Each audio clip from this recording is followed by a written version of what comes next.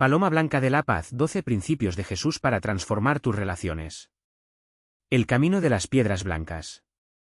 La luz de la mañana se filtraba por las rendijas de la vieja ventana de madera, dibujando líneas doradas en el suelo de tierra. Elías, un carpintero de manos callosas y ojos cansados, observó el rollo de pergamino extendido sobre la rústica mesa. Las palabras, escritas con tinta descolorida por el tiempo, parecían vibrar bajo su mirada. Amad a vuestros enemigos, haced el bien a quienes os odian, bendecid a quienes os maldicen, orad por quienes os calumnian. Había pasado la noche releyendo esos pasajes, como si cada sílaba fuera una semilla que debía ser plantada en un suelo árido. Afuera, el pueblo amaneció entre murmullos y ruido de sandalias. Las tensiones entre las familias de Nazaret y las de Caná se habían agravado después de la última cosecha, cuando la disputa por un pedazo de tierra fértil casi terminó en un derramamiento de sangre. Su propio hermano, Judas, fue uno de los más fogosos, convencido de que solo la fuerza restablecería la justicia. Nos robaron lo que era nuestro, Elías. Dios no bendice a los cobardes, había dicho la noche anterior, con los puños cerrados. Elías cerró los ojos y respiró hondo. Recordó esa tarde, años atrás, cuando el maestro habló a la multitud en la montaña. No eran solo palabras, eran principios que desmantelaban el mundo tal como él lo conocía. Si alguien te golpea en la mejilla derecha, vuélvele la otra. En ese momento, muchos se rieron, pensando que era una locura. Otros, como él, sintieron que algo temblaba dentro de su pecho. Ahora, con el pergamino aún abierto, Elías tomó un trozo de pan y un odre de agua. Antes de partir, escribió en una tablilla de arcilla: hoy visitaré a la familia de Leví. No volveré sin haber sembrado la paz. Dejó el mensaje donde Judas lo encontraría. El camino hacia la casa de Leví era empinado, marcado por piedras sueltas y espinas. Dos hombres de Caná, armados de palos, se encontraron con él y lo reconocieron. Sus rostros se endurecieron. ¿Qué quiere aquí el carpintero de Nazaret?, preguntó uno de ellos, bloqueando el paso. Elías se detuvo, tomándose su tiempo. Miró a cada uno a los ojos, como si buscara algo más allá de la hostilidad. Vine a traer una invitación. Mi esposa horneó pan hoy. También hay suficiente para sus familias. El silencio que siguió fue penetrante. Los hombres intercambiaron miradas sospechosas. ¿Crees que el pan borra las deudas?, escupió el más joven. No se apaga, respondió Elías, con calma. Pero alimenta a los que tienen hambre. Y el hambre a veces es solo el comienzo de la guerra. Uno de los hombres mayores se rascó la barba gris. Recordó a Elías cuando ambos eran niños, jugando a la orilla del río. Él dudó y luego asintió. Pero no te demores. Dentro de la casa de Leví, el aire estaba cargado con el olor a hierbas quemadas y el murmullo de mujeres llorando. A la hija menor de Leví, Raquel, le vendaron los brazos después de un accidente con una guadaña, un accidente que muchos en Nazaret dijeron que era justicia para la disputa de tierras. Al ver a Elías, la madre de la niña se levantó bruscamente, como si estuviera a punto de expulsarlo. No vine a disculparme, dijo Elías, antes de hablar. Vine a preguntar cómo está Raquel. Y trae esto. Sacó de la bolsa una pequeña botella de aceite de oliva mezclado con mirra, un medicamento que su propia madre usaba para las heridas. ¿Por qué harías eso?, la voz de la mujer tembló.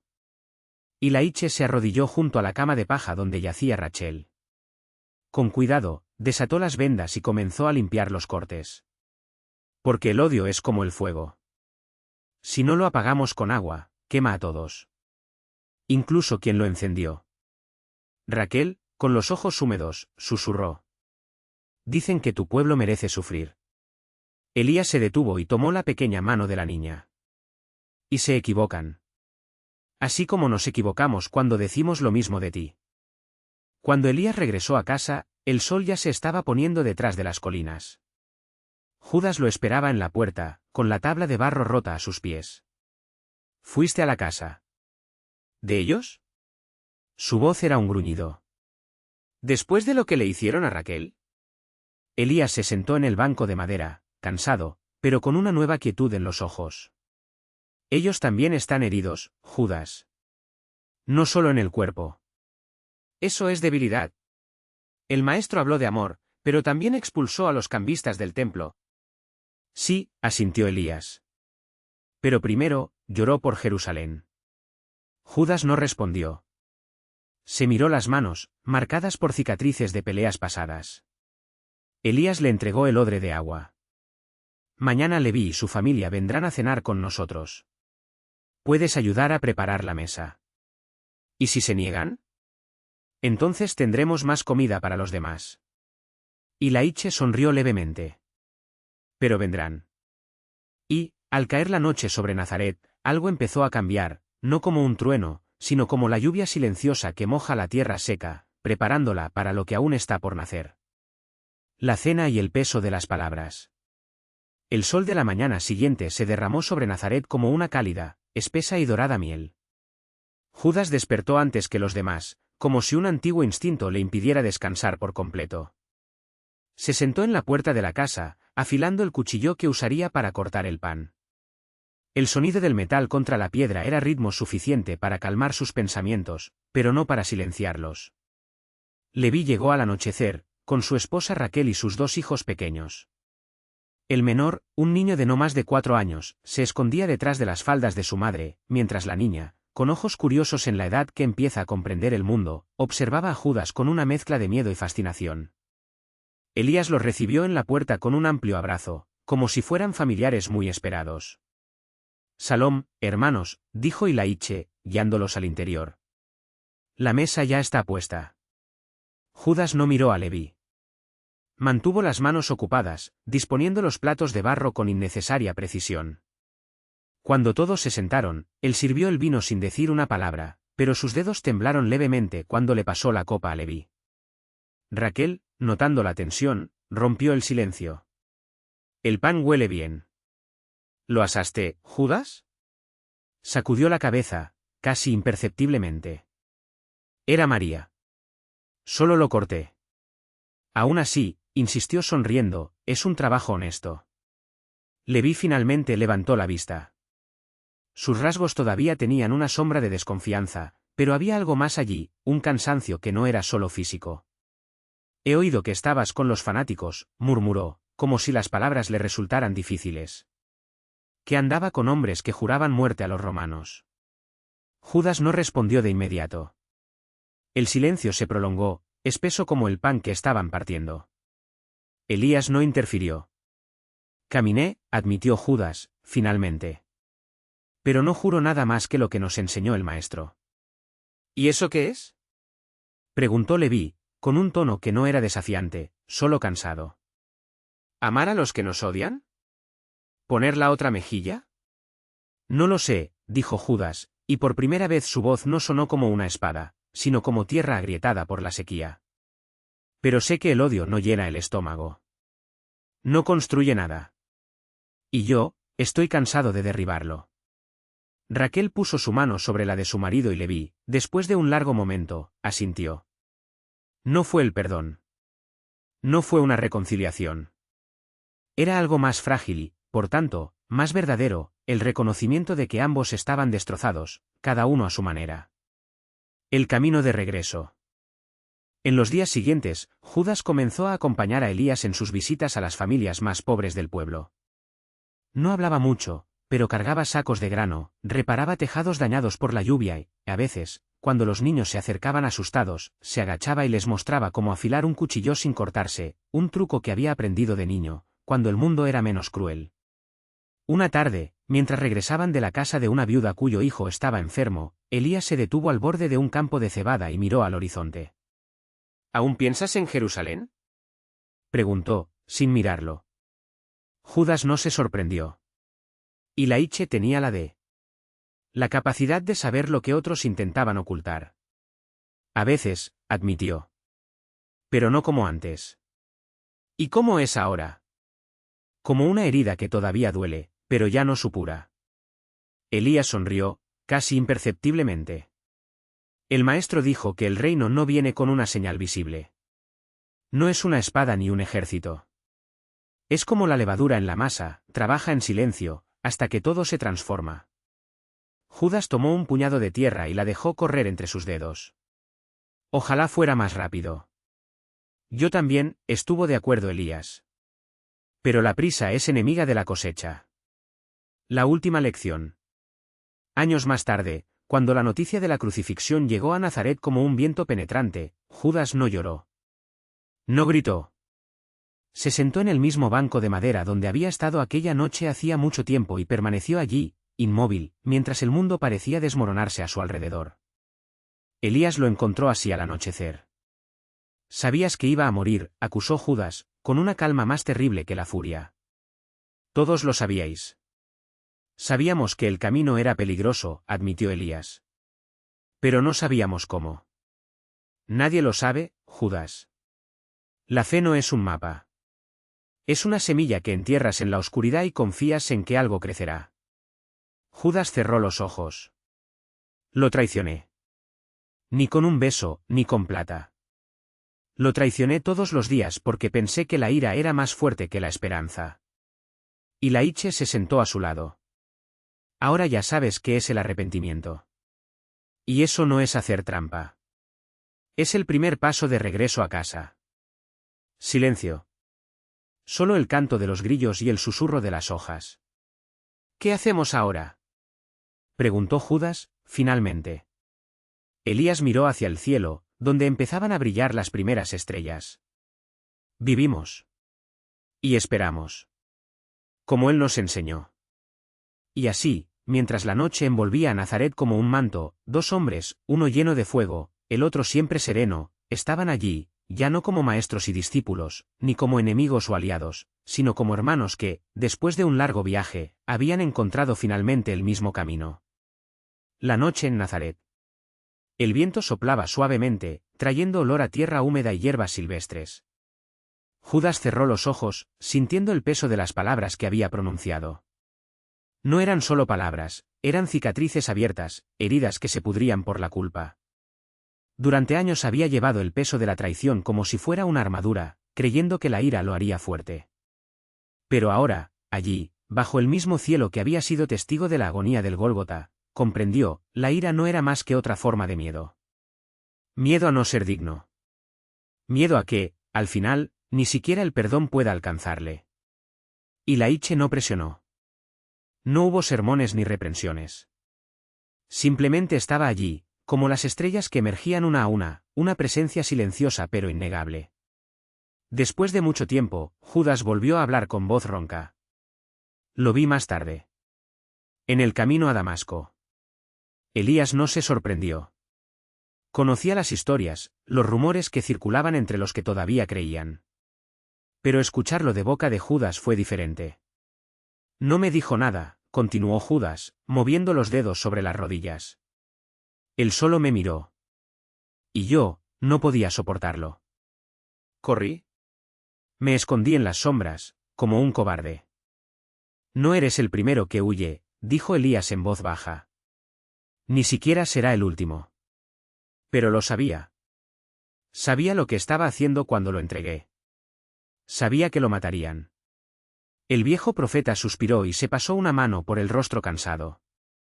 ¿Y crees que los demás no lo sabían? Pedro lo negó 3 veces.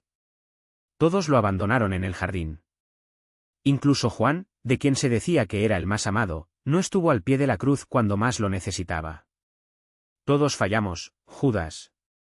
¿Todo? Judas sacudió la cabeza, como si intentara pronunciar las palabras. No es lo mismo. No, asintió Elías. No lo es. Porque su fracaso fue mayor, y por tanto su arrepentimiento debe ser mayor también. Pero no es menos rescatable. Se hizo un pesado silencio. Judas se miró las manos, marcadas por el tiempo y la culpa. Luego, lentamente, levantó su ojos para Elías. ¿Crees que él todavía me quiere? Y Laiche no respondió de inmediato. En cambio, extendió la mano y tocó el hombro de Judas, como lo haría un padre con un hijo perdido. Hay una historia que pocos conocen, comenzó, su voz adquiriendo un tono más profundo, casi musical. Después de todo, después de la resurrección, cuando se apareció a los discípulos a la orilla del lago, Pedro lo vio de lejos y saltó al agua para nadar hacia él. Pero antes de eso, antes de que Pedro lo reconociera, ya estaba preparando el fuego, asando pescado. Esperándolos. Judas tragó. ¿Incluso después de que Pedro lo negó? Incluso después, confirmó Elías. Incluso después de que todos lo abandonaron. Incluso después de la cruz. ¿Por qué? Y Laiche sonrió, una sonrisa triste, pero llena de sabiduría antigua. Porque el amor no es recompensa, Judas. Es una invitación. Y él nunca retira la invitación. Judas bajó la cabeza y sus hombros temblaron levemente. No eran lágrimas de desesperación, sino algo más profundo, algo que no había sentido en mucho tiempo, alivio. No un alivio que borrara el dolor, sino que lo hiciera soportable. ¿Y ahora? Susurró, finalmente. ¿Qué hago ahora? Elías miró al horizonte, donde las últimas luces del atardecer se mezclaban con la oscuridad creciente. Vives. Y cuando llegue el momento, tú eliges. Cada día, tú eliges. Judas cerró los ojos y respiró hondo. Por primera vez en años, no sentí el peso del pasado como una cadena. Lo sintió como una herida que, aunque profunda, podía sanar. No sé si podré hacerlo, admitió. Nadie lo sabe, dijo Elías, levantándose con un suspiro. Pero no se trata de estar seguro. Se trata de confianza. Le tendió la mano a Judas y le ayudó a ponerse de pie. Los dos permanecieron uno al lado del otro, contemplando la noche que se hacía más profunda sobre Nazaret. ¿Te quedas? Preguntó Judas, después de un momento. Elías negó con la cabeza. No, mi viaje aún no ha terminado. Pero tú, hizo una pausa, mirando a Judas con una expresión que era a la vez severa y tierna, la tuya apenas comienza. Judas asintió, sintiendo que algo nuevo brotaba dentro de él, no esperanza, todavía no, pero tal vez su semilla. Voy a buscar a los demás, dijo, finalmente. Los que todavía creen. Elías sonrió. Te van a necesitar. ¿Y si no me quieren? Entonces espera. Y les muestra que el arrepentimiento no es solo dolor, es cambio.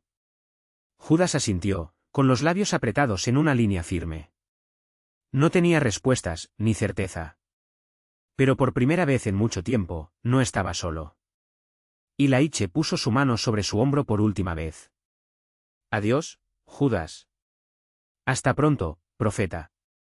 Y así, bajo el manto estrellado de la noche, los dos hombres se separaron, uno se dirigió hacia lo desconocido y el otro regresó al camino que había abandonado hacía tanto tiempo. Judas caminaba lentamente, sintiendo el suelo sólido bajo sus pies. Ya no había prisa ni escapatoria.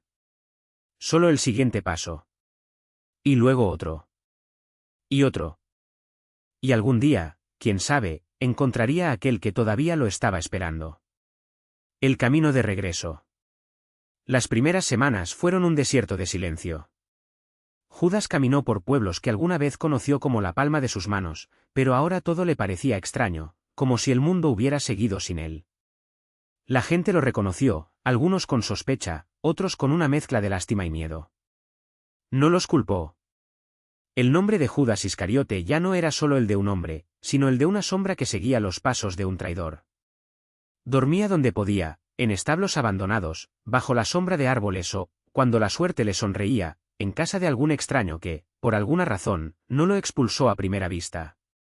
Una vez, una mujer mayor, con las manos callosas y los ojos tan claros como el agua, le ofreció un trozo de pan y un rincón junto al fuego. No hizo preguntas.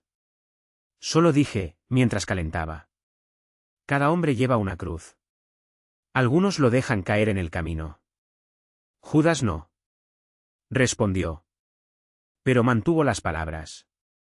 Fue en Jericó donde escuchó los primeros rumores. Un grupo de discípulos, no los 12, sino otros, los que habían seguido a Jesús entre la multitud, habló en voz baja en una taberna al borde del camino. Judas se sentó en un rincón, escondido entre las sombras, y escuchó.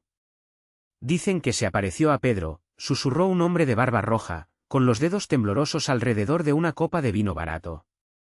En la playa. Mientras pesca. Y María Magdalena, añadió una mujer con voz ronca. Lo vio en el jardín, al amanecer.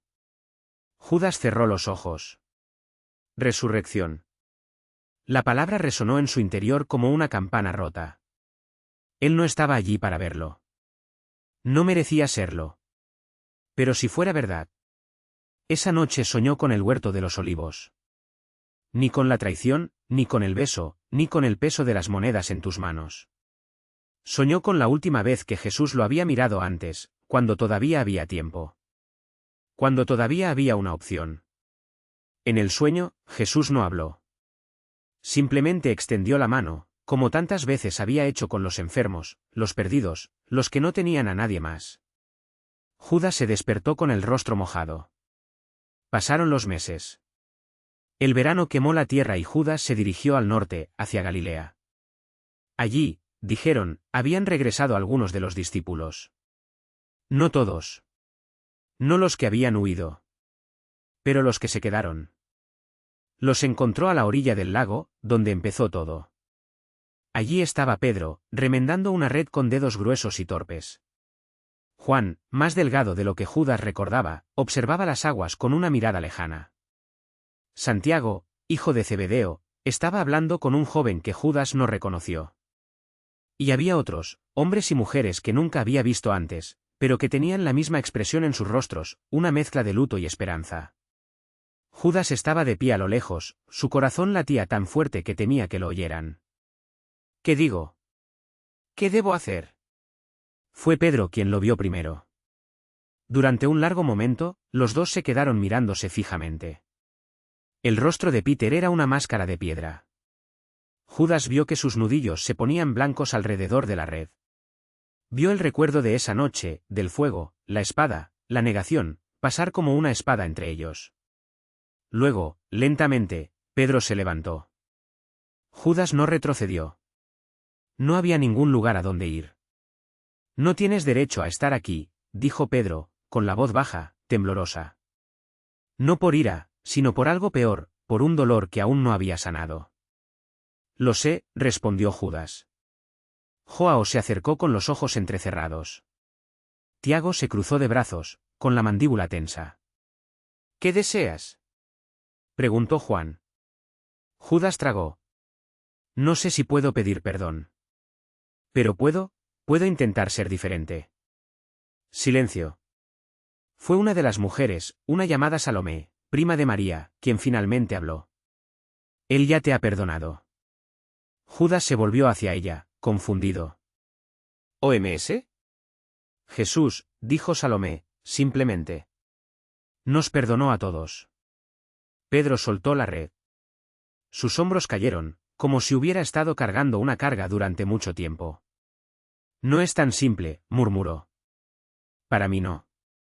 No para ti. No, estuvo de acuerdo Judas. No lo es. Pero él no se movió. Y no lo echaron. Las semanas que siguieron fueron una lección de humildad. Judas ya no era un discípulo. No fue nada más. Lavó los pies de otras personas antes de las comidas. Redes rotas reparadas. Sacó agua del pozo. Y por la noche, cuando los demás se reunían para compartir historias de Jesús, cosas que había dicho, milagros que había realizado, Judas escuchaba en silencio, como un extraño que intentaba aprender un idioma olvidado. Pedro evitó mirarlo a los ojos durante mucho tiempo. Joao era amable, pero distante. A veces James lo miraba con una expresión que Judas no podía descifrar, ¿ira? ¿Desconfianza? Quizás simplemente cansado. Hasta que una tarde, mientras reparaba un viejo barco en la playa, Pedro se sentó a su lado sin decir nada. Durante un rato trabajaron en silencio, el sonido de las olas y el crujido de la madera llenaban el espacio entre ellos. Yo lo negué, dijo Pedro, finalmente. No. Fue una acusación. Fue una confesión. 3 veces. Y él me perdonó. Judas se detuvo, con las manos todavía sobre la madera. Lo traicioné, respondió con voz ronca. Por la plata. Sí, asintió Pedro. ¿Lo hiciste? Y entonces, por primera vez desde que llegó Judas, Pedro lo miró. No con odio. No con piedad. Con algo que se parecía mucho a la comprensión. Pero aquí estás, dijo Pedro. Y eso tiene que significar algo. El día que Jesús apareció nuevamente fue un día como cualquier otro, caluroso, con olor a pescado y sal en el aire.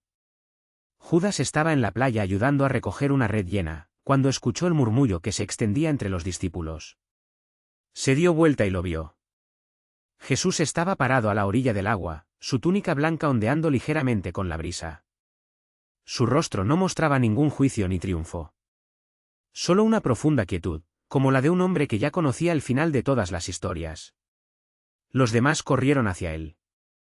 Pedro, Juan, Santiago, todos se agolparon a su alrededor, riendo, llorando y hablando al mismo tiempo. Solo Judas permaneció donde estaba, con los pies clavados en la arena como raíces. Jesús lo miró. No hubo palabras. No hubo grandes gestos. Solo esa mirada, la misma que, años antes, había visto no lo que Judas era, sino lo que podía ser. Y entonces Jesús extendió su mano. Judas cayó de rodillas. No por vergüenza. No por miedo. Porque, por primera vez en mucho tiempo, estaba en casa.